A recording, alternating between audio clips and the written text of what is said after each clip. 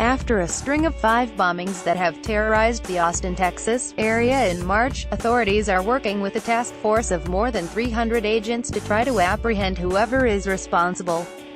But from the very first explosion on March 2nd, the bomber sent a very serious message. Let's face it, he killed someone the very first time, retired FBI agent and criminal profiler James R. Fitzgerald tells People. This guy sent his message from his very first bombing. Fitzgerald, the author of the memoir series A Journey to the Center of the Mind, helped break the case of the infamous Unabomber known as Ted Kaczynski, the serial bomber who was arrested in 1996 after killing 3 people and injuring 23 others with homemade bombs. Unlike the Unabomber, who demanded to see his letters published in a national newspaper, Fitzgerald says he is surprised the Austin bomber has not reached out to the media, at least, not yet. For more on the terrifying string of bombings in Austin, subscribe now to People or pick up this week's issue, on newsstands Friday. Most let the media know one way or the other why they're doing what they're doing. So far, this guy has been silent, so he's unusual in that way, he says. But it may just be a matter of time. It won't make sense to most people, but it'll make sense to him. Law enforcement has been reluctant to describe the bomber as male, instead referring to the suspect in gender-neutral terms, but Fitzgerald says every serial bomber in the U.S. to date has been a white male. The only thing officials know, at this point, are the facts of the previous explosions. On March 2nd, Anthony House, 39, was killed at his Austin residence when he picked up a package from his doorstep. 10 days later on March 12th, there were 2 similar package explosions. One killed 17-year-old teen Draylon Mason, and a separate explosion injured a 75-year-old woman. Want to keep up with the latest crime coverage? Click here to get breaking crime news, ongoing trial coverage and details of intriguing unsolved cases in the True Crime newsletter.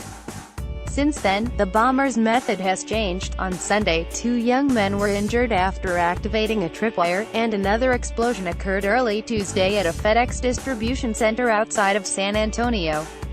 During their investigation, authorities confirmed that explosion and a suspicious package found Tuesday afternoon at another FedEx office, which did not detonate, are connected to the 4 previous package explosions, according to a press release issued by federal and state agencies. Then less than an hour after authorities connected the previous bombing and package, at 7:02 p.m.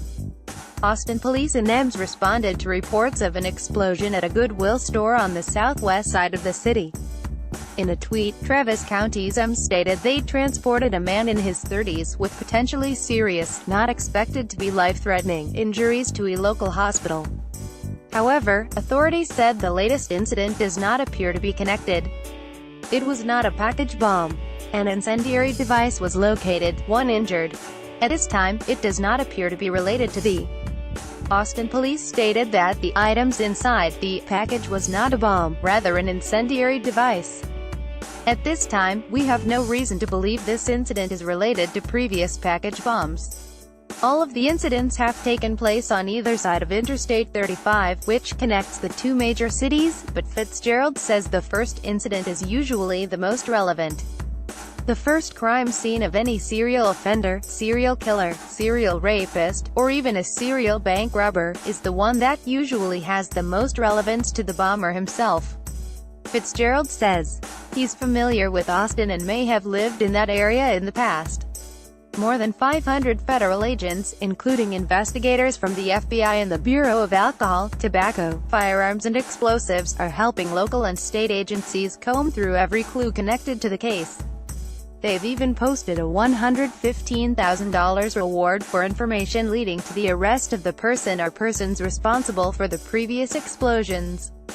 For more compelling true crime coverage, follow our crime magazine on Flipboard. Fitzgerald says bombers tend to be intelligent introverts, whose anger and frustration has been building up for a few years. They enjoy the puzzle building, if you will, of putting a device together and knowing that in a matter of time, the little pieces of metal and steel, glass, thumbtacks, roofing nails, whatever, are going to be used to rip flesh and kill their target, he says. The question is, why are they choosing these targets and where will they choose to go next?